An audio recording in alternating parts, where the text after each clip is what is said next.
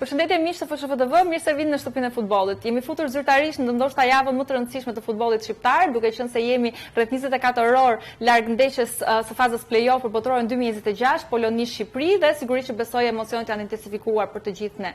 Sot do të fokusohemi gjerësisht te kombëtarja shqiptare, do të prekim pak edhe kombëtarët e moshave të cilat po ashtu do të luajnë ndeshjet e tyre të rëndësishme për fazat kualifikuese ose turne miqësor, por fillimisht dua të prezantoj të ftuarit për sot, Ygerta Sako, përshëndetje, moderatore mirënjohur sportive, mirë se vjen. Përshëndetje Lenida, më vjen mirë që jam në studion tënde. Shikoj se bota është portokallë dhe rrotullohen gjërat edhe është kënaqësi vërtet e veçantë. Faleminderit. Si do duket ideja misma e të pasurit në televizionit brenda federatës? Ti ke qenë gjithmonë afër futbollit, afër kombëtarës, më pëlqen. Sa më shumë mediume që flasin për futbollin shqiptar, aq më mirë. Edhe është një iniciativë që duhet përshëndetur. Për më tepër që jemi të gjithë kolegë në fundit edhe të qenit në një studio të tillë është kënaqësi e veçantë. Kështu që unë ju uroj shumë suksese, edhe 2 emisione deri tani apo jo? Shpresoj që t'i shtoni, sepse ka shumë për të folur. Shumë faleminderit. Ylli Aga, komentator sportiv, përshëndetje. Përshëndetje. Do të jesh në koment të kësaj ndeshje? Besoj si gjithmonë apo jo? Shumë emocion, po e pres të ndeshje, sepse është nga kryqëzimet më të rëndësishme që ka kaluar ekipi kombëtar nga dita e 1 që ka nisur rrugtimin e saj. Do jesh live nga Polonia apo do ta Do jemi në koment për të dyja ndeshjet. Kemi bërë ato përgatitjet tona dhe shpresojmë të shkojë çdo gjë mirë. Urojmë. Florian Riza, si për herë me ne në studio, përshëndetje Flori. Përshëndetje Lenida, do ta quajmë emisioni zyrtar. Zyrtar. I ndeshjes Poloni-Shqipëri për raundin e parë play-off të Kupës Botës Amerikë 2026. Pak gjithë jemi përgatitur, Ygerta ka veshur edhe fanellën e re të kombëtarës. Ygerta më trego pak shumë. Pse ke zgjedhur numrin 1, sepse kur të pyeta për numrin, po zakonisht e kam mbajtur numrin 10, me thënë të drejtën, po nuk e di pse ka filluar të më shijoj ky numri 1 së fundmi. Në fakt edhe Thomas Trakosha ka qenë nga më të mirët e skuadrës në po e vërtet, por që gjithmonë në fanellën e kombëtarës e kam mbajtur me krenari. Sigurisht jam gazetare sportive, po në të gjitha jam një tifoze, që në gjithmonë mundohem që të jenë pranë kombëtarës edhe të jenë mbështetësja numër 1. Dhe me thënë të drejtën duhet t'ju komplimentoj edhe për këtë fanellë të re, shpresoj që të jetë fatësjellëse, duke qenë se Shqipëria ka një, siç e tha, kryqëzim, po unë shpresoj që kryqëzimin e parë ta kalojmë edhe gjërat të ndajnë në kryqëzimin e dytë për të shkuar në botror. Dhe jam shumë e lumtur që realisht mbaj të përtej, edhe shpresojmë që të shkojmë përtej, edhe ta kalojmë përtej oqeanit edhe të shkojmë pse jo në Amerikë. Urojmë fakt që ndodh. Kjo në fakt është fanella zyrtare e Shqipërisë, siç e kemi përmendur më përpara, pavarësisht se ne në ndeshjen me Polonin do të luajmë me fanellën e zezë, por që Ygerta si shkon shumë e kuqe, kështu që gjithsesi shpresojmë të jetë me fat cila do ngjyrë që të kemi në këto 2 ndeshjet në vijim. Ndërkohë fokusohemi pak tek ndeshja Poloni-Shqipëri, duke qenë se kombëtarja ka nisur zyrtarisht grumbullimin ditën e hënë, ndërkohë që janë zhvilluar edhe disa seanca stërvitore, ekipi është i plot, nuk ka pasur problematika në lidhje me dëmtimet apo elemente të tjerë të cilët mund të vënë në dyshim gjendjen fizike ose të faktorëve të tjerë të lojtarëve. Grupi duket me një atmosferë shumë pozitive. Ylli, si e parashikon, po themi, atmosferën, gjendjen, çdo gjë në lidhje me këtë javë të kombëtarës? Lenida, sigurisht që pritshmëritë janë maksimale, dëshira është e jashtëzakonshme nga i gjithë ambienti, 2 fish nga ana e protagonistëve, qoftë trajneri, qoftë lojtarët. Një lloj keqardhje për faktin që do donim të ishim në ditën tonë më të mirë, duke i patur të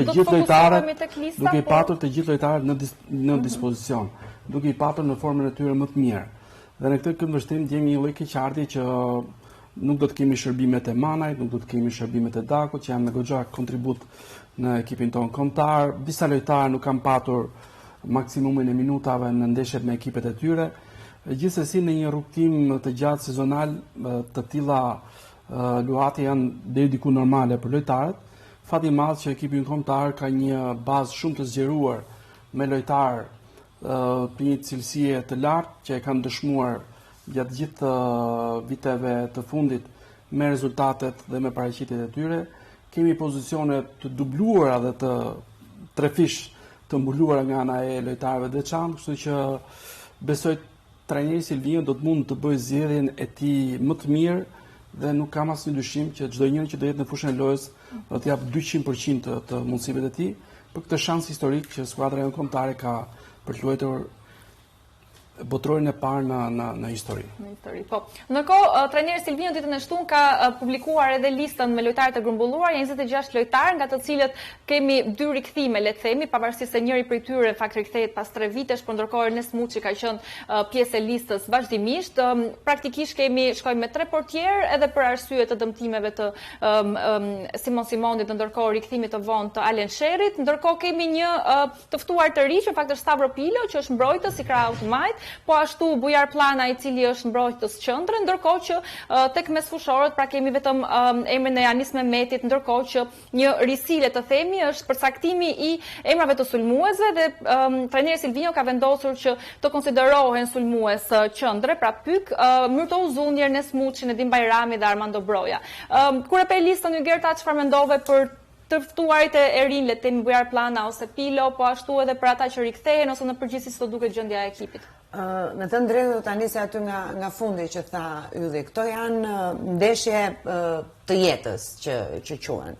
Dikur nuk mendonim se do të shkelim në kampionatin evropian, vajtëm për herë të dytë, sot jemi në prag të një botrori që ndoshta shumë e kishim ndërruar, por ja ku jemi dhe që na ndajnë vetëm 2 ndeshje. Kështu që kjo është një ndeshje që e para nuk mund të bëhen eksperimente dhe duhet, po themi, luajtur me zemër, se sa me cilësi. Dhe nga njerë unë gjithmonë kam qenë me atë idenë që nga njerë cilësia nuk bën diferencën, por në këto lloj ndeshjesh nga njerë është ajo dëshira edhe zjarri që ti ke për brenda për ta realizuar ëndrrën tënde, kështu që edhe kjo ndeshje në Poloni, unë mendoj që është një ndeshje e tillë. Kështu që mendoj që të ardhurit e rinj nuk besoj se do të jenë një zgjedhje e Silvinos, sepse kjo është një ndeshje shumë e rëndësishme, duhet besuar pak edhe tek eksperienca. Por që unë kam përshtypjen që përsëri do të jenë pak a shumë të njëjtët emra që do të qarkullojnë, nëse pastaj ndeshja do të shkojnë me shtesë, mund të ketë ndonjë mundësi për të bërë një alternativë tjetër, por unë besoj që të rinjt janë thjesht të ardhur për të qenë pjesë e grumbullimit, por nuk besoj se do të jete në fushë nga Silvino. Vetëm për të parë se çfarë do vendos trajneri. Riza, si e pe listën e Silvino, sa kemi diskutuar në çdo emision pothuajse, duket sikur janë të kënaqur shumica. Sigurisht ishte edhe zgjedhje, disa emra janë dhe ndoshta për shkak të mungesave pjesë e kësaj liste. Pikërisht pra, ne folëm për një ekuilibër që do të gjente trajnerin në raport me të gjithë problematikat që sjell ndeshja.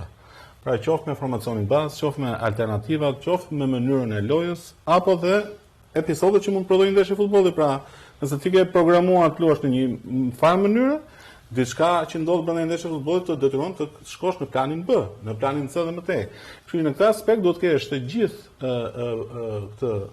të gjithë numrin e mundshëm të lojtarëve që plotësojnë afërsisht 80-90% që të gjitha këto plane apo këto mënyra apo këto hipoteza ose çfarë trajneri kanë mend si kualifikohet Shqipëria në këtë ndeshje të raundit parë play-off Poloni-Shqipëri në Varshavë.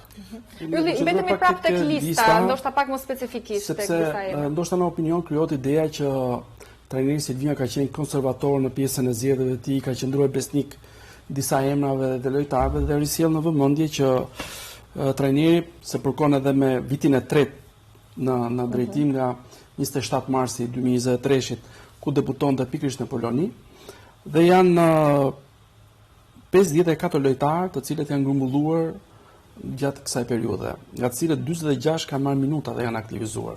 2 emra të rinj e rrisin këtë numër, që janë një mesazh që dyert e kontarës janë të hapura për çdo kënd që është shqiptar, kudo ku është formuar, kudo ku është edukuar, nëse do të shërbesh Shqipërisë, dera e kontarës ka qenë gjithmonë e hapur. Dhe për këtë trajneri sigurisht që ka meritat e tij, sepse ka arritur të ndërtojë një grup goxha kompakt, cilësor dhe me pretendime maksimale.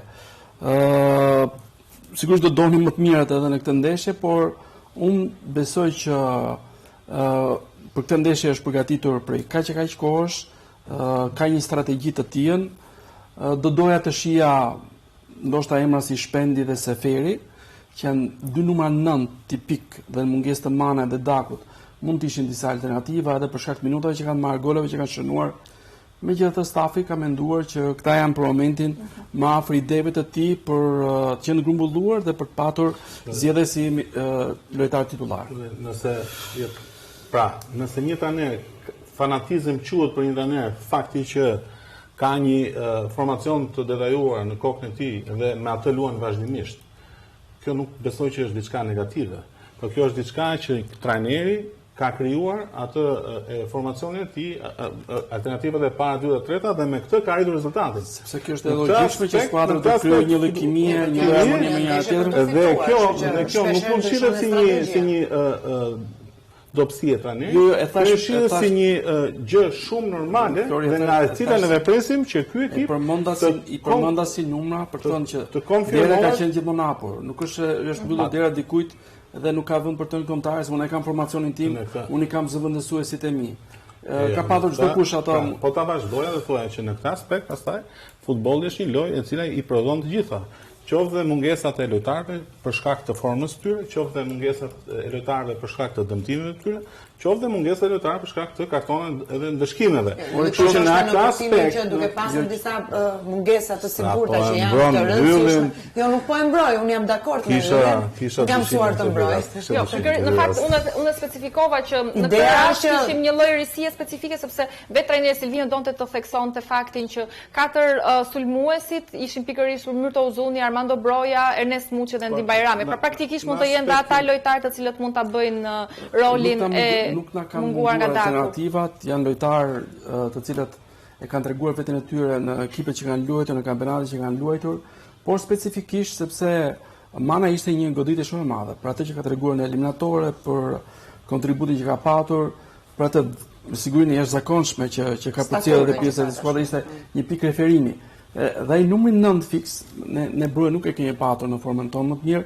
Ndoshta mund të ishin alternativa, por trajnerët janë aty për të bërë vlerësimet e tyre dhe në strategjinë që ata kanë në kokë. Kanë bërë zgjedhje. Siç e thamë, ne duam të bëjmë më të mirën, të fitojmë, ata duan 2 herë. Trajneri po thotë që për shkak se nuk kemi lojtar të numrit 9 të deklaruar, secili prej këtyre 4 emrave mund të jetë një lojtar me numrin 9 të deklaruar dhe këtë shikon si zgjedhje maksimale. Broja ka bërë numrin 9 dhe ka qenë prituri më i madh.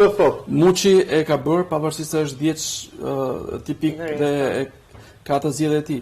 Gjithashtu Myrto Uzuni kemi parë që të bëjë numrin 9. Alternativa nuk i mundojnë. Gjithsesi, ne shpresojmë që të jenë zgjedhje më të mira dhe të marrë maksimum. Mbetet se si do të gjetë trajneri Silvino ta ndërtojë ekipin. Ndërkohë që i theksuam edhe pak më përpara, janë 2 prurje të reja në fakt në listën e trajnerit Silvino për ndeshjen e marsit. Është pikërisht Stavro Pilo, një mbrojtës i majt, i cili në fakt jo duplifikon, por në këtë rast kemi që e çon në 3 numrin e opsioneve në krahun e majt. Është lojtari i cili luan për AEK-un në Greqi, ka në 34 ndeshje ka dhënë 5 asist. Fakt asisti i fundit ishte pikërisht në një ndeshje përpara grumbullimit, edhe ishte një asist shumë i rëndësishëm sepse praktikisht ekipi i tij siguroi vendin e parë, blindoi le të themi vendin e parë në kampionat. Ndërkohë është edhe Bujar Plana, i cili luan pikërisht në Poloni, ndoshta edhe asociimi le të themi me ligën polake mund t'i ndihmoj paksa në të kuptuarit e mentalitetit të futbollit polak. Është 24 vjeç, është mbrojtës qendre dhe luan në Poloni dhe në 14 ndeshje ka shënuar një gol, pikërisht në fakt përpara se të vinë në grumbullin e kombëtarës. Që duket sikur ka ardhur me energji pozitive secili prej tyre. Si e shikon sjelljen e 2 lojtarëve të rinj pikërisht në fazën defensive nga trajneri Silvino? Për mua unë shikoj si një vazhdimsi të një projekti të destinuar për të patur sukses në ekipin tonë kombëtar, pavarësisht ndeshjes mjaft të rëndësishme dhe fokusi vetëm tek lojtarët që na kanë sjellë aty. Besoj që zgjedhja e stafit është një mesazh për të gjithë që dyert e kombëtarës janë të hapura dhe gjithkush është i ftuar të jap kontributin e tij. Më gëzon më tepër fakti sepse mbrojtësi i majt ka qenë pozicioni vetëm sipas meje, i cili nuk ka qenë i dubluar. Ne kemi patur vetëm Mario Mita, një alternativë të padiskutueshme, dhe pavarësisht se Nasser Ali ka bërë detyrën, është një mbrojtës i majt gjatë gjithë karrierës së tij, ne kemi parë 2 sezone të fundit luajë si një stopper i majt me Dinamon, dhe në këtë kuptim besoj që vjen si një zgjedhje shumë e gjetur për më tepër në një kampionat nga të rëndësishmet e Europës, me një skuadër si AEK Athinës, dhe besoj që do ta ndihmoj shumë ekipin tonë kombëtar në këto dy ndeshje, por mbi të gjitha në vazhdimsi. Tani bëhet fjalë për një standard nivel që ekipi kombëtar ka vendosur. Kështu që jo çdo lojtar që luan futboll dhe është shqiptar mund të luajë me ekipin kombëtar, pa duhet të shkosh tek niveli i ekipit kombëtar si nivel individual sportist i një futbollisti, pra secili prej këtyre qoftë pilot, qoftë plana, është parë studiuar dhe kanë dalë në përfundim që secili prej këtyre arrin deri tek ose barazon ose mund të shkojë edhe më lart se niveli i përgjithshëm që ekipi kombëtar i Shqipërisë në futboll ka. Se ndryshe, pastaj do të kishte vetëm dëshira, vetëm me dëshirën nuk është se pranohen lojtarët e ekipit kombëtar. Pra është niveli i tyre, është cilësia e tyre që shkon pothuajse barabart me gjithë nivelin e pjesës lojtarëve. Në moment pjesën e dëshirës, por që ne kemi një komunitet shumë të zgjeruar shqiptarësh në Europë, të lindur atje, të rritur atje, të edukuar sportivisht atje, dhe unë besoj që të tilla afrime janë mesazhe për gjithë. Ju që ndjeni shqiptar, bujrum deri na keni hapur. Pastaj pjesa e cilësisë as që nuk diskutohet, filtrat që do të kalojnë në stafi teknik, kjo është aja e punës. Siç e ka përmendur tani për mua është ky është mesazhi, sepse ne kemi një mbrojtje të konsoliduar edhe një nga pikat më të forta të ekipit tonë kombëtar kemi pikërisht mbrojtjen. Mario Mita e dim se çfarë personaliteti ka aty në krahun e majt, edhe sa ndeshje të mira ka bërë qendrat e mbrojtjes. Nuk e di, Gjimshiti kapiteni, patjetër po Ajeti, Ismaili, apo edhe Krysa e kështu që 21 vjeç do të luajë ndeshjen e 30 me kombëtarën. Pikërisht. Kështu që un kam përshtypjen që është pikërisht ajo që thotë edhe Ylli, që në një farë mënyrë është edhe një mesazh që kombëtarja është aty dhe secili duhet të kontribuojë në momentin që do të thirret në forcë, edhe që ndoshta do të kemi atë, po themi, nevojën tonë të parë, po unë kam përshtypjen që ne kemi një mbrojtje të konsoliduar që nuk besoj se sidomos aty Silvino do të bënte eksperimente. Po, patjetër, gjithsesi trajneri Silvino e ka thënë që ka qenë pas këtyre lojtarëve gjithë stafi teknik fakt për muaj të tërë, edhe një prej tyre ne kemi intervistuar ekskluzivisht për FSHFTV, është pikërisht Bujar Plana, i cili na tregon pak nga emocionet e ftesës kombëtares dhe disa detaje të vogla në lidhje me grumbullimin. E ndjekim dhe kthehemi në studio.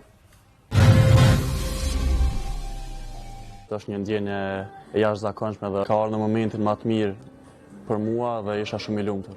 Kam gjetë një atmosferë shumë të mirë, lojtarët gjithë kanë qenë shumë të afërt, më kanë përkrahur, më kanë uruar mirëseardhje. Është një ndjenje veçantë, pasi që luaj dhe atje dhe disa lojtarë aty më kanë pyetur për ndeshjen dhe si ndihem për këtë dhe do jetë një ndeshje e mirë besoj. Ka pasur interesa, kanë pasur dëshirë të dinë më shumë për Shqipërinë, për lojtarët, për gjithë, por normal ato janë gjana që mbesin të neve për taktikat, për këto gjana dhe të shumë se çfarë do ndodhë në ndeshje. Kanë lojtarë të mirë në sulm dhe po ashtu edhe në mbrojtje dhe mes fush, po normal kisha thonë më shumë në fazën e sulmit. Për tifozat kisha pas dëshirë të kemi sa më shumë përkrahje dhe shpresoj të japi maksimumi dhe të shkojmë tutje në ndeshjen me Polonin ta fitojmë. Ylli, na tregoj pak plana në fakt edhe duke diskutuar aty gjatë kohës së intervistës, sa që ka pasur në fakt një interes të shtuar, edhe e kanë pyetur të tjerë se ç'bëhet nga Polonia, madje thot nga Shqipëria dhe thotë me shaka që ngelen këtu brenda grumbullimit kombëtar, sa nuk ka dhënë detaje. I emocionuar sigurisht si çdo lojtar i ri që merr ftesën, si e sheh një ardhje të tillë pikërisht në një moment kaq decisiv. Unë besoj që për çdo kënd që nis një karrierë kaq bukur sa që është ajo e futbollistit, ftesa e kombëtarës është pikërisht kulmi, është qershia mbi tort. Dhe për një lojtar që deri diku ka qenë disi larg interesit opinionit të gjerë sportiv, do të jetë dyfish motivim që brenda federatës ka patur një strukturë që e ndjek, e ka vëzhguar dhe e ka konsideruar në lartësinë e detyrës që duhet jetë pjesë e ekipit tonë kombëtar. Është një alternativë në një repart që ne bim gjithë dakord është më i konsoliduari në ekipin tonë kombëtar që na ka dhënë kaq shumë siguri dhe na ka ndihmuar të kemi sukseset që kemi provuar në sezonin e fundit dhe bashkëngjitja me Gjimshitin, me Ajetin, me Ismailin do të jetë një eksperiencë më shumë për të qenë akoma më predispozuar për luftuar dhe për të parafruar nivelit e tyre, dëshirës tyre për të kontribuar për ekimin tonë kombëtar. Në fakt tani Silvino përmendi edhe diçka në konferencë për shtyp, sepse u pyet pikërisht fakt për Bujar Planën dhe ai paralizoi një situatë përsëri edhe me Klisman Cake, i cili është i grumbulluar në këtë listë. Tha që ne kemi njohur Klisman Caken tashmë, na ka pëlqyer pikërisht në ndeshjen ndaj Jordanisë, ka pasur komente shumë pozitive për performancën e tij dhe duket sikur ndoshta do të vendosnin një lloj peshore edhe cilësi të njohta edhe Bujar Planën, ndoshta për një të ardhmen në momentin e rikthimit të kumbullës të jetë ndoshta mes njërit prej tyre. Besoj që në një përqindje shumë lartë ne biem dakord që ne në qendër të mbrojtjes i kemi të tyre të zgjidhur dhe jemi me sy mbyllur. Gjimshiti, Ajeti apo Ismaili, cilë do qofshin ata, gjërat janë të kopsitura. Por kur ke lojtarë siç na tregoi Cake në atë misore, me mjaft siguri, me cilësi shumë të mira teknike, që dinte të organizonte dhe aksione sulmuese. Dhe që po bën mirë fakt edhe në Rusi, menjëherë pas transferimit. Sepse bëri shumë mirë me Shkëndijën, kampion, Kupat e Europës, siguron një kontratë shumë të rëndësishme për karrierën e tij dhe në aspektin personal, dhe është në xhiron e ekipit tonë kombëtar. Njëjtë është dhe zgjedhja e Planas apo dhe e Pilos, besoj që janë shembuj goxha pozitiv për gjithë ata që duan të jenë të veshur kuqezi në të ardhmen. Ka dhe një fakt që më thënë, ne nuk mund të dalim përpara një fakti pas 3 vjetësh, pas 4 vjetësh, kur na duhet të ndryshojmë disa nga lojtarët, rifreskim apo rinovim të lojtarëve, edhe ta gjejmë pikërisht atëherë kur na duhet, por ndërkohë mund të marrim dhe mund të bëjmë aprovime të kësaj natyre që thrasim lojtarë në ekipin kombëtar, të cilët mund të shërbejnë ekipit për një periudhë 10-12 vjeçare, por që ndoshta në momentin që flasim, siç thotë dhe Ylli, ndoshta nuk janë ata lojtarë që do duhen informacion, pra janë ata që do krijojnë lidhjen me ekipin, që kjo e ardhme afërt mos na gjej në vështirësinë e gjetjes së një lojtari, po të jetë lojtari pjesë e ekipit, dhe gjithmonë do të kemi këtë vazhdimsinë e zvendësimit të lojtarëve të cilët e mbarojnë një karrierë sportive shumë ata të duhet të rifreskuar skuadra dhe unë kam përshtypjen kjo është që është më mirë që vinë tani dhe bëhen pjesë e ekipit, janë pjesë e atmosferës, se sa pikërisht në momentin që mund të duhet të rrinë të kërkojmë që do marrim këtë apo atë. Gjithmonë kur bësh pjesë e ekipit kombëtar, në një farë mënyre dinamike më të futet edhe në mënyrën e të sjelljurit pjesë e ekipit kombëtar dhe momenti kur ti je për të thirrur në forcë je gati. Po patjetër. Gerta, ti e kishe të ndarë mendjen me mbrojtjen, po mendon që në aspektin e sulmit mungesa e Manaj është ajo e cila na dënon pak më tepër le të themi? Tani Manaj, siç e tha edhe Ylli, sidomos edhe në kualifikuese ka qenë një po themi një shtyll ose një pik referimi e kombëtares son, ka bërë jashtëzakonisht mirë dhe është një mungesë shumë e madhe. Megjithatë, unë kam besim ndoshta te Muçi. Muçin gjithmonë e kam dashur si lojtare dhe kam pasur shumë besim te cilësitë e tij. Edhe ndoshta ne folëm pak për këtë 900 e deklaruar, por e preka edhe pak më parë, nuk e di sa mund më kundërshtoj Riza apo Ylli, që Muçi mund të ishte një 9 falc për shembull shumë interesant. Edhe me kundrasulm, për shembull që mund të ishte dhe Uzunin mund ta kemi përsëri nga krahët apo Arber Hoxha, që janë përsëri lojtarë të shpejt, edhe mund të shfrytëzojmë pikërisht këtë. Kështu që unë kam besim, edhe pse ndoshta pikërisht Manaj apo edhe Milindaku janë mungesa të rëndësishme të sulmit, unë mendoj që ne kemi gjithsesi cilësitë për të arritur aty ku duam. Duke mbetur te cilësitë Ylli, rikthimi i Anis Mehmetit pas rreth 3 vitesh, ti ndjek kampionatin anglez, si e ke parë trajner Silvinos në konferenca që është rritur shumë si lojtar gjatë këtyre viteve dhe ishte momenti i dur. Besoj është një lojtar më në formë që ka për momentin kombëtarja jonë. Luan një kampionat shumë fort që është pavarësisht championship, por është nga liga më të fortë e Europës, 5 apo 6 llogaritet për nga forcia e garës që zhvillohet aty, dhe ai deri në këtë moment ka luajtur 41 ndeshje. Ka më shumë ndeshje se çdo lojtar që është në listën tonë, ka shënuar 11 gola, që është gjithashtu një lojtar më shumë gola të shënuar në këtë sezon. Po kalon një formë shumë të mirë dhe besoj që freskëtia fizike, minutat që ka në këmbë, dëshira që ka për ta rifituar të besim që ju dha para 3 vitesh, besoj që do të na ndihmojë. Unë nuk i di planet e Silvinos, ai sigurisht do të bëjë zgjedhjet e tij më të mira sepse i peshon me gram çdo lloj zgjedhje që bën, por do më pëlqente ta shija nga minuta e parë Anis Mehmetin për gjithë atë kontribut që ka dhënë në këtë sezon dhe për dëshirën që unë dalloj që ai ka për të kontribuar dhe me ekipin kombëtar, sepse ai gjërat personale besoj i ka zgjidhur tani më me kontratën e re me Ipswich, por është një lojtar shumë interesant që besoj do të jap shumë kombëtarës në një ndeshje fizike dhe për më tepër me një kundërshtar siç është Matty Cash në mbrojtje në krahun e djathtë. Do të jetë një kombinim shumë interesant për ta përballuar atë. Dy pikat më të forta të Polonisë, Matty Cash dhe Kivior që luajnë në krah dhe ne aty duhet të tregojmë kujdesin maksimal.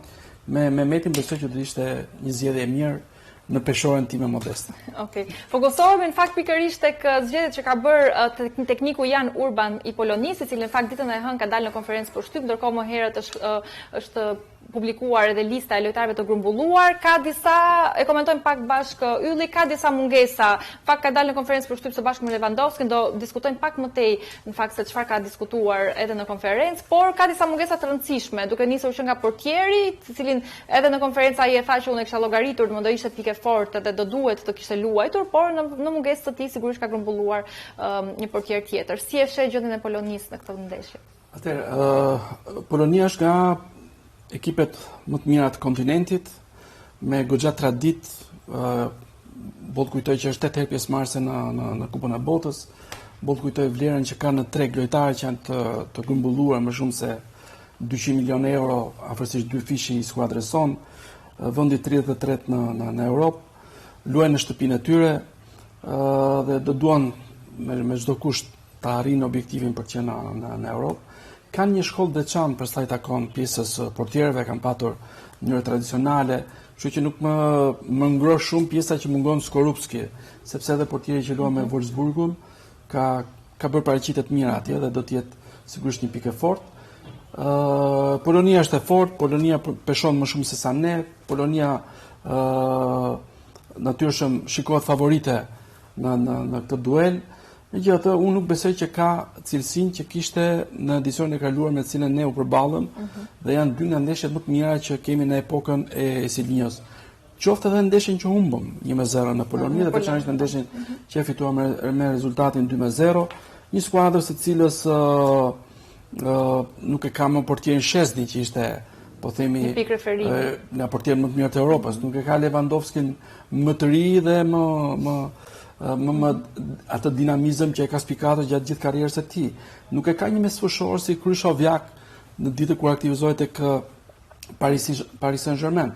Kështu që ka disa minuse në raport me përballjen e edicionit kaluar të kualifikuesit të Europianit.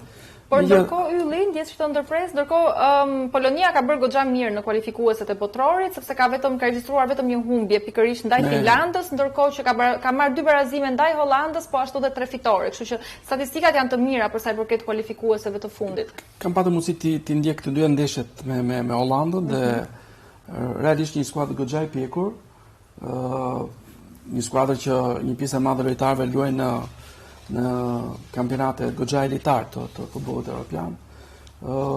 Portieri si thash është një pikë fortë, dy mbrojtësit e krahut, Kesh dhe Kivior do të jenë aty, Zielinski, një nga mesfushorët më të mirë të Serie A.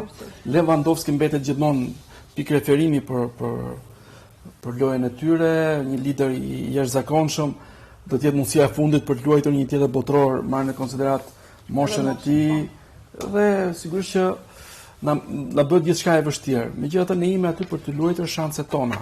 Polonia është ajo që është, ne jemi Shqipëria, kemi një trend goxha pozitiv dhe këtu duhet të ndalem paksa sepse nuk është e rastishme që Shqipëria është aty. Ky është edicioni 14 që ne marrim pjesë në 23 botror që janë luajtur, dhe është rezultati më i mirë. Ne nuk kemi dalë asnjëherë të dytët në një fazë kualifikuese dhe e kemi arritur në këtë moment. Nuk ishte diçka e rastishme, sepse ne vim nga pjesëmarrja në Europian 2016, në 2024, ishim vendi i tretë në kualifikuesit botror 2018-s, ishim vendi i tretë në kualifikuesit e 2022-shit, për ka ardhur një rrjedhë logjike e një rritje të përgjithshme që ka patur skuadra jonë kombëtare, pavarësisht janë alternuar të 3 ekipet që kanë qenë në grupin e Polonisë, qoftë Finlanda, qoftë Lituania, qoftë Malta, janë disa herë më dobta se Shqipëria, se këtë të garantoj unë. Nuk e marrë raport ata, e marrë raport. Jo, po ne marrim raport si e zuri, si u pozicionua Polonia në vendin e dytë dhe si u pozicionua në vendin e dytë. Se këtë krahasim ta bëjmë. Polonia rivalizoi deri në fund me Hollandën për vendin e parë. Dhe nuk duhet t'ja ul fare vlerat asaj. Po mi vlera me do të thjesht po flasim edhe për një Hollandë në formën e saj më të mirë. Jo, është Domethënë ti krahason Anglinë si një kundërshtar të cilin Polonia mund ta kalonte nëse do ishte pjesë e grupit. Do rivalizonte Polonia me Anglinë për vendin e parë në grup. Se unë nuk besoj kështu domethënë. Sado që un kam dëshirën që Poloninë ta shikoj pak më të fortë se sa është. Thjesht dhe vetëm për faktin se dua që të motivohen të gjithë kundra Polonisë. Mos kenë asnjë moment gjëja që unë e urrej dhe them pa thojza, është që ne ta nënvlerësojmë kundërshtarin që kemi përballë, sepse unë dua t'ja Polonia është një Polonia është nga ekipet më të mira të Europës.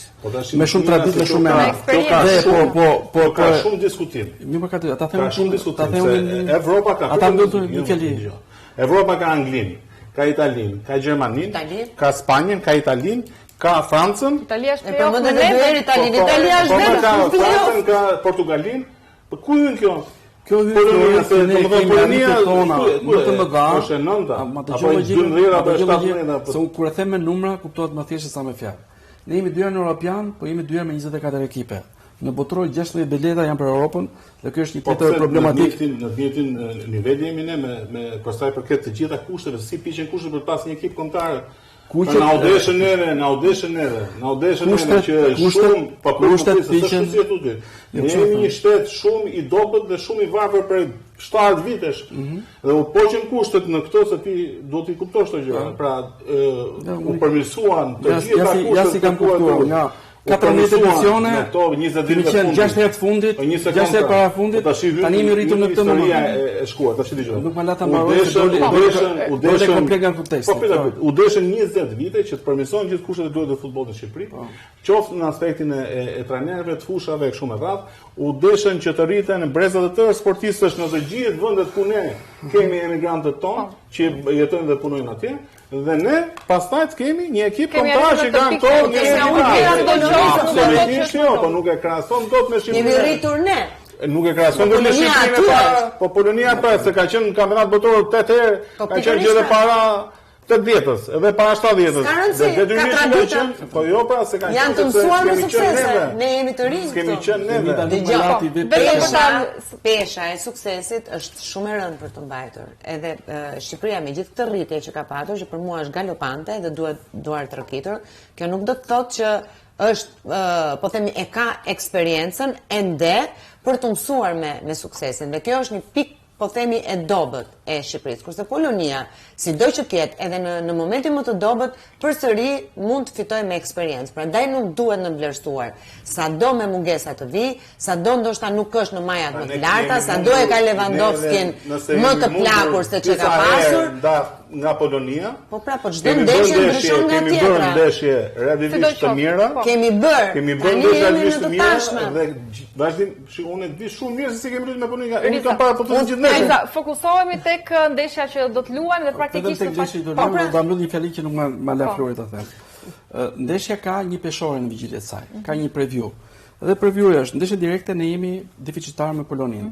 Renditja FIFA-s jemi deficitar. Vlera e futbollistëve jemi deficitar. Dhe i thënë gjitha këto, po themin, qofse ne arrim suksesin, kemi arritur gjë të pabesueshme, të jashtëzakonshme dhe do të shtoj dyfish vlerën e ekipit tonë kombëtar.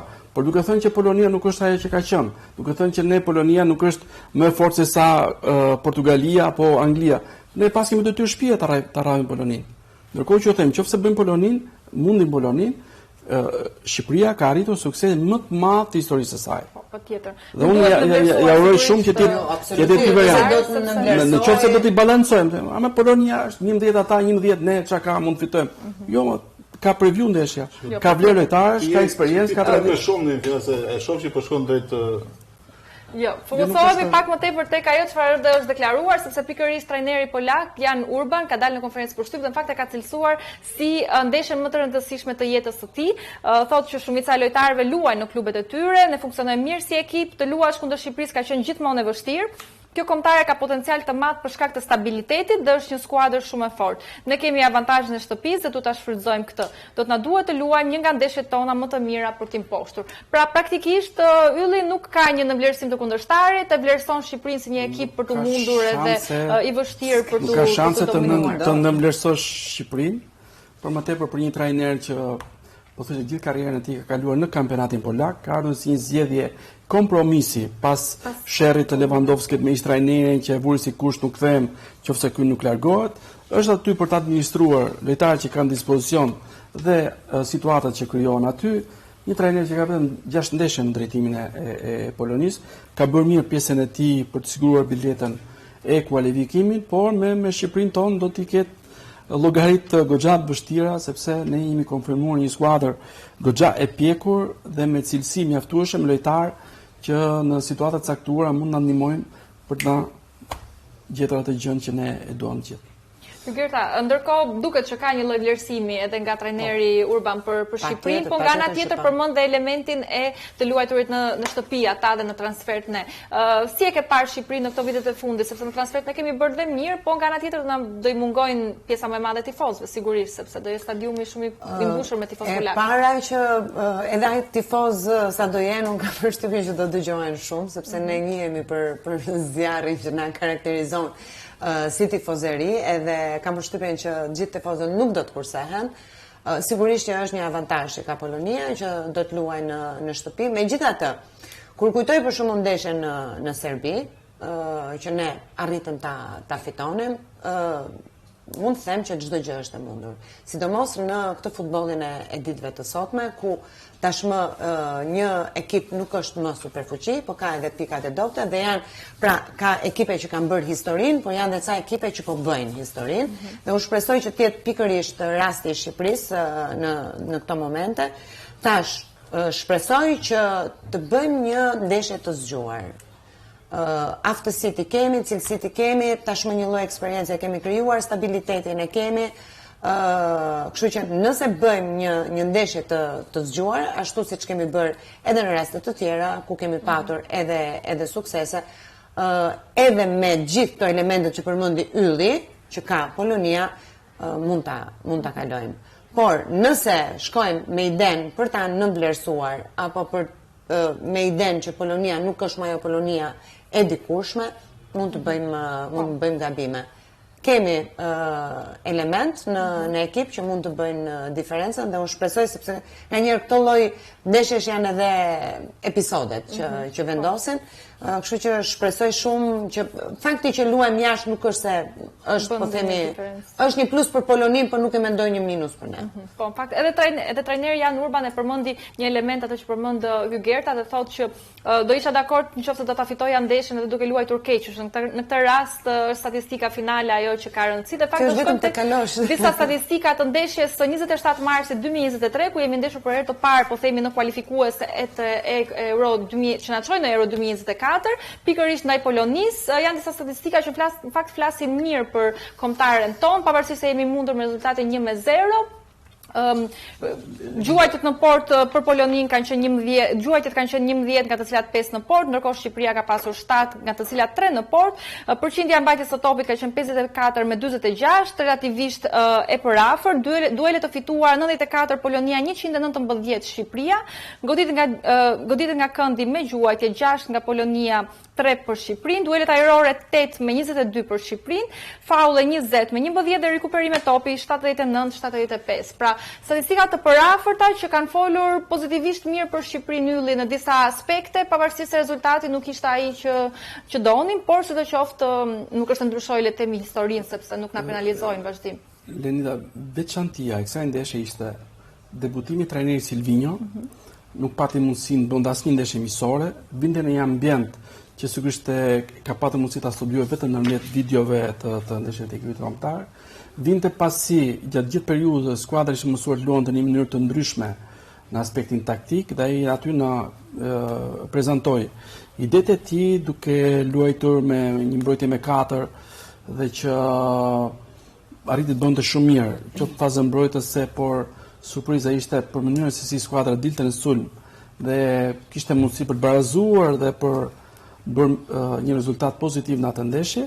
Dhe aty është e ndjesia që i gjithë opinionit sportiv mori mesazhet e duhura që kjo skuadër do të luajë një fazë eliminatore shumë të mirë dhe që mund të siguronte të biletën fatlume, sepse kishin dhe kundërshtarë të vështirë, ishte Polonia, Çekia që ishin super favorit dhe ne ja dolëm pastaj me lojë dhe një seri rezultatesh të jashtëzakonshme. Atmosfera në Eurobane ka qenë nga më të mirat që është krijuar ndonjëherë. 2-0 ndaj Polonisë, 3-0 ndaj Çekisë, rezultate fantastike. Afrimi i mitajt në ndeshjen e dytë kualifikuese. Por për mua ajo është piknisja pse ne ishim në Europian dhe pse ne jemi sot vendi i dytë në kualifikuese dhe pretendojmë për shkuarën botërore. Riza, e mban mend ndeshjen në Poloni në Varshavë pikërisht në vitin 2023? Ka qenë një rast i uzullit, fakt ndeshja mund të kishte qenë shumë më ndryshe. Po më kujton të gjitha. Dhe jam shumë dakord unë se çfarë flitet këtu, por kjo është një ndeshje që ka specifik. Unë nuk mund të krahasoj të dhënat e një ndeshje të parë të një grupi eliminatorësh me momentin se si do ndahet ndeshja nesër për raundën e parë play-off në Poloni, Shqipëri, Poloni. Pra është specifika shumë e madhe. Ka të bëjë me një ndeshje me rëndësi të veçantë ku as ekipi kundërshtar që luan në shtëpinë e tij se ka të drejtën të marrë koka herë të fillojë të sulmojë. Kjo nuk është për të krahasuar, kjo është thjesht për të rikujtuar se si e kemi nisur me Silvinjo pikërisht në Poloni. Unë kur them që Shqipëria është më e fortë se sa mendohet, unë kur them që Polonia nuk është asnjë nga ato 8-9 ekipe që unë përmenda, e kam shumë qartë se si karikohet një lojtar dhe një ekip. Dhe sa duhet di dikush për forcinë e tjetrit, sepse mund të kalojë procesi i motivimit në aspektin negativ, ku ti e bën lojtarin të kuptojë që ky kundërshtar që nga i patyshëm, ndërkohë që ai është një ekip më së normal. Në këtë aspekt e kam unë, që unë di se si motivohet një lojtar, di se sa përqind duhet t'i japësh atij për kundërshtarin dhe si t'ia tregosh atij se kush është. Në aspektin individual, secili nga lojtarët duhet të ketë. Unë humba fillin Flori, po për të kthyer edhe një herë. Po s'ka rëndësi, nuk ka rëndësi që do fillin. Jo, e duam fillin, po doja që të ndaloja pak aty, sepse në një farë mënyrë bëhet fjalë përsëri për Poloninë. Ku ne kthehemi tashmë pas 3 vjetësh. Aty jemi prezantuar me Silvinjo për herë të parë dhe që unë kam përshtypjen atë humbje 1-0, ne kemi përjetuar si fitore pikërisht për lojën edhe për qasjen e kombëtares shqiptare në fustë, ai 3-5-2 i Rejës edhe në ëndër do na dilte edhe nuk po dinim se t'ia bënin. Si të rikuperosh pas humbjes 1-0. Në këtë ndeshje po them, kjo është diferenca specifike që ka ndeshja. Në këtë ndeshje që do të luajmë, nuk do ketë fare rëndësi se çfarë do ndodhi pas humbjes. Sepse nuk ka më të shkon. Pra këtu është e gjithë ajo. Pse neve duhet ta synojmë çdo gjë, nuk ka këtu pas kësaj ndeshje. Pas ndeshjes shkon në shtëpi po humbë. Po pra, në këtë aspekt do bëjmë statistika të mira me një ndeshje të parë, në drejtimin e Silvinjos. Në Poloni, tani Silvinjo e ka 3 vjet kombëtar shqiptar, kështu që mund mendojmë për statistika të mira. Kam përshtypjen kjo ka qenë ideja edhe për ata që na ndjekin. E servirjes. Nuk po përmend gjithë pjesëmarrjet e Polonisë në botëror, por përmend 2 të fundit. 2018-2022. Polonia ka qenë një nga përfaqësuesit 13 vendeve europiane, pra është një nga 13 vendet më të mira të Europës. Tani na kërkohet të jetë një nga 16 më të mirat. Dhe një nga 16 është më mirë, më afër Polonia se sa Shqipëria që ka qenë 2 herë në Europian ku janë 24 ekipe pjesëmarrëse. Unë e di, numrat vlen deri në momentin që fillon ndeshja. Por deri në momentin që fillon ndeshja ka peshore. Dhe peshorja deri në këtë moment anon në anën e Polonisë. Na 70 vjet maksimum, kupton dhe anon nga Polonia që nëse fiton pjesa e Shqipërisë në vjen se sa vlerë ka fitoria dhe sa krenar na bëjnë këtë djem që na profesojnë. Patjetër. Do urojmë fakt që të ndodhë kjo gjë edhe ti rrëzojmë peshore nga ana e Shqipërisë. Ndërkohë dikur kanë bërë histori, tani janë ca të tjerë që bëjnë histori, pse mos jetë rasti i Shqipërisë. Patjetër. Ndërkohë një nga sulmuesit e kombëtarës shqiptare na ka dhënë një intervistë ekskluzive për FSHFTV, është pikërisht Nedim Bajrami, të cilën do ta ndjekim dhe do të kthehemi ta komentojmë pak në studio. Skuadra pret sfidën e Polonisë mirë, besoj se jemi gjithë gati, gjithë çunat janë këtu. Atmosfera shumë e mirë, gjithë çunat janë me energji pozitiv, janë gati për me vesh fanellën Kuqezi prap, për me realizu ëndrrën për me ikën botëror. E dim gjithë se Polonia është një skuadër shumë e mirë, kështu që duhet më përgatitur shumë mirë dhe forcat e tij janë, besoj se në sulm janë shumë të mirë.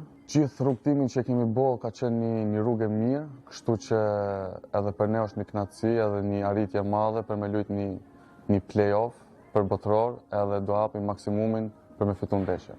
Rrugtimi ka qenë shumë i mirë me kualifikimin e Europianit, me ndeshjen e Serbisë. Besoj se tani ka edhe një kohë shumë e mirë për me shkruajtur një histori të re me një botror. Kemi ndjekur intervistën e Nedimit Bajramit, të cilën sigurisht të plot do ta ndiqni edhe në kanalet tona në YouTube edhe në rrjetet sociale. Hygerta Bajrami ka qenë shumë i rëndësishëm fakt prej vitesh te kombëtarja, gjatë vitit 2025 nuk ka pasur mundësi të jetë në çdo ndeshje si titullar, por ndërkohë ka dhënë kontributin e vet qoftë me momente të caktuara specifike që ndoshta mund të ishin të shndruar edhe në gol si ai rasti ndaj Serbisë apo edhe në ndihmën që i dha Kristian Aslanit në ndeshjen ndaj Andorrës, te praktikisht u zhbllokuar rezultati. Nedimi të mbahet mend fillimisht si njeriu që ka hyrë në historinë europiane me golin më të shpejtë, edhe këtë nuk ja heqim edhe jemi krenar që kemi pjesë tonën.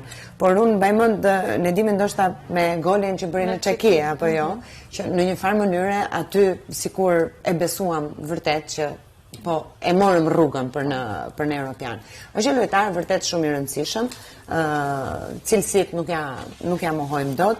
Thjesht më duket sikur ndizet pra jo në çdo ndeshje jep maksimumin dhe nuk e di ndoshta Ylli mund të ndihmoj për këtë, se kjo është konstatim edhe pak si tifoze ose shikuese e futbollit, nuk është ai Nedimi që ndoshta lëvizja nga kampionati italian tek Rangers mund mos ketë ndikuar mirë, se në këto kanalet e thella pastaj janë specialistët që futen. Nuk ka qenë sezoni më i mirë i tij. Është aktivizuar vetëm në 12 ndeshje në një kampionat shumë të fortë që është skocez, vetëm me 3 prej tyre ka qenë si titullar, ka shënuar vetëm një gol. Por nga ana tjetër është shënuesi më i mirë i lojtarëve që kemi aktualisht në grumbullim në mungesë të marrë. 41 ndeshje, 7 gola, janë një shifër konsiderueshme për një mesfushor. Një lojtar që cilin Silvinjo e cilëson sulmues, të tekstojmë edhe këtë gjë. Sulmues sepse është një ata të pakët lojtar që në ato topat e kthyer, është një lojtar shumë i rëndësishëm për ekipin tonë kombëtar me shumë fantazi, me goditje shumë të mirë. Dhe nëse do jetë në fush, qoftë titullar apo dhe si zëvendësues, besoj që kontributi i tij do të jetë maksimal. Me që mbetemi përsëri tek trajneri Silvinjo, do të përshkruajmë disa nga statistikat fakt të trajnerit Silvinjo, duke qenë se ka 3 vjetorin e drejtimit të kombëtarëve shqiptar, janë 32 ndeshje, 15 fitore, 7 barazime, 10 humbje, 39 gola të shënuar, 27 gola të posuar, për praktikisht me një mesatare 1.63 pikë për ndeshje. Riza, statistika të mira, mesatare, si i vlerëson? Do i vlerësosh mesatare, patjetër që të mira, por si shikon do të janë më të mira të gjithë kohërave, sepse nuk kemi pasur ka shumë rezultate pozitive, po të marrësh të mbledhësh pra numrin e fitoreve dhe të barazimeve, minus atë të humbjeve, po dalim shumë pozitiv. Kështu që unë mendoj kjo ka qenë një periudhë e artë e futbollit shqiptar, dhe kjo është arsyeja pse ne jemi në këtë ndeshje për të luajtur, dhe kjo është arsyeja pse ne kemi këto pretendime. Ne synojmë fillojmë se të barabartë, siç po insiston. Po pra pikërisht, pra kjo vjen si rezultat i kësaj. Nuk është se unë pa hamendoj që meqense unë kam dëshirë që të fitojmë dhe të kualifikohemi në Poloni, po fluturoj unë tash dhe po di se çfarë do të them, po kjo është Shqipëria reale dhe ai tani ka thënë shumë gjëra, ai i Polonisë, se nga që s'ma dhe fjalën për tanin e Polonisë. Ai ka thënë është shumë i fortë, Shqipëria është shumë e vështirë të luash, janë shumë të mbledhur, janë shumë italianë, dinë të mbrohen shumë mirë. Dhe kur pastaj unë futem dhe të analizoj se si ka ardhur trajneri i tyre në stol, pra kompromis ta Ylli që Lewandowski nuk pranonte trajnerin aktual dhe u zvendësua dhe ky, domethënë pranoi kompromisin që Lewandowski luaj. Kuptohet se ku jemi neve? Pra nëse kjo është kështu siç e thotë Ylli, ai vetëm po më dakord, unë këtë nuk është se Lewandowski zgjodhi trajnerin e ri. Lewandowski ka nuk është diçka që neve na intereson kjo Rita, sepse ne kjo më intereson mua që për ta kuptuar se çfarë nivel grup ekipi kanë ata. Pra nëse një lojtar i shkon në mend vendosë si duhet të jetë trajneri, kush duhet të jetë trajneri dhe për këtë vetëm thotë që unë ai, ky ekip nuk është grup. Po pra, kjo ishte në të shkuarën. Tash ne do flasim për një trajner që ka pasur sukses deri në tani me Polonin. Konkurrenci ato çdo gjë mbetet në memorien çdo kujt. Qoftë lojtarëve, qoftë trajnerët aktual, qoftë atij që qoftë tifozëve, qoftë drejtuesve. Kështu që ne jemi një ekip kompakt. Ne edhe një grup I konsoliduar. Ne edhe kemi një harmoni të jashtëzakonshme. Ne nuk kemi qef mbetje. Jemi për një qëllim dhe të gjithë japin super maksimum atë që kanë. Mos po them. Pra në këtë aspekt neve kjo është një anë shumë e fortë dhe kjo. Pra që ne mund ta superojmë një kundërshtar nëpërmjet të gjithë saj që mos apo. Ne jemi një, e thot gjithmonë në shqip madje Silvinio, sepse kam mësuar shumë fjalë shqip deri tani. Mbetemi te statistikat ylli me që I ke shumë qef, si të duken statistikat e Silvinios deri më tani? Atëherë, Silvinio ka përqindjen e fitore më të lartë në historinë e trajnerëve të Shqipërisë, nga 27 trajnerë që Shqipëria ka patur nga dita e parë deri sot, 27 emra të ndarë në 37 kapitull, sepse ka patur trajnerë që janë rikthyer.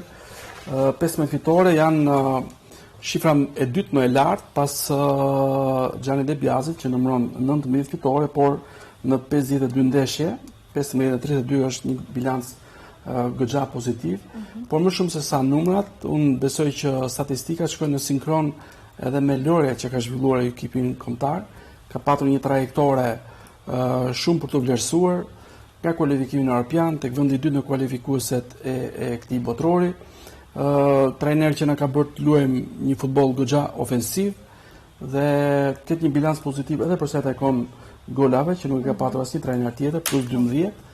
Janë gjitha që I shkojnë në përshtat një punë të bërë në këtë periudhë 3 vjeçare që janë një themel shumë I fortë për atë që Shqipëria do të jetë në këtë ndeshje, për atë që Shqipëria do të jetë në të ardhmen për të kërkuar suksese të reja. Po. Ndërkohë, fokusohemi pak te detajet të ndeshjes së nesërme, pikërisht në aspekte të tjera përveç atyre futbollistike, duke qenë se Federata Shqiptare e Futbollit në bashkëpunim edhe në komunikim me Federatën Polake ka hartuar një sër rregullash të cilët tifozët duhet I ndjekin për arsye të sigurisë edhe për sigurisht për të pasur një mirëqenie shumë të mirë të tyre dhe që çdo gjë të shkojë siç duhet gjatë ndeshjes. Hyrja për tifozët shqiptar do të jetë gate numër 10 dhe pikërisht në sektorët G9, G8, G10 dhe G11, vend takimi do të jetë në Mermaids Statue. Dyert do të hapen në orën 18:45 dhe është e këshillueshme që të shkoni herët për të shmangur radhën. Hyrja do të bëhet me biletë elektronike përmes telefonit, nuk duhet të harroni mjetet e identifikimit, nuk lejohet rihyrja në stadium pasi del, ndërkohë që ndalohen alkooli, fishek zjarret, mjetet e rrezikshme, dron, lazer, megafon ose çanta të mëdha, pra që I kalojnë për masat 25 cm. Transporti publik do të jetë falas me biletën e ndeshjes nga ora 6 e mëngjesit deri në orën 1 të mbrëmjes së ditës tjetër. Parkimi dedikuar për tifozët shqiptar do të jetë në Sokola Street, duke vendosur shenjën A në xhamin e makinës. Ushqimet dhe pijet brenda në stadium do të jenë të disponueshme, pijet do të konsumohen jashtë tribunës, pagesa do të bëhet me karta, monedha është zloti ose PLN dhe sigurisht duhet të ndiqni patjetër njoftimet në stadium dhe mund të duhet edhe të prisni 10 ose 15 minuta deri në 20 minuta ndoshta pas mbarimit të ndeshjes për të dalë nga stadiumi. Sigurisht duhet I keni parasysh të gjëra për mirëqenien tuaj edhe për të krijuar një harmoni shumë të mirë në stadium edhe për të mbështetur kombëtaren për atë çfarë duhet të mbizotrojë në atë ndeshje që është pikërisht futbolli. Ndërkohë, fokusohemi paksa edhe për ta mbyllur le të themi me kombëtaren tek një lloj parashikimi le të themi. Si e mendon ndeshjen e nesërme Gerta? Unë shpresoj shumë që do ta kalojmë Polonin. Parashikim nuk kam qenë asnjëherë zonja për të parashikuar si që shtek, mua më intereson që edhe ndoshta edhe me penallti deri në penalltin e fundit të shpresojmë që të kalojmë dhe kam shumë besim që do të kalojmë. Të paktën këtë ndeshje. Urojmë. Ylli? Tani, unë besoj që kombëtari jon ka pikurinë e mjaftueshme, ka cilësinë e mjaftueshme për të luajtur dhe për të fituar finale të tilla.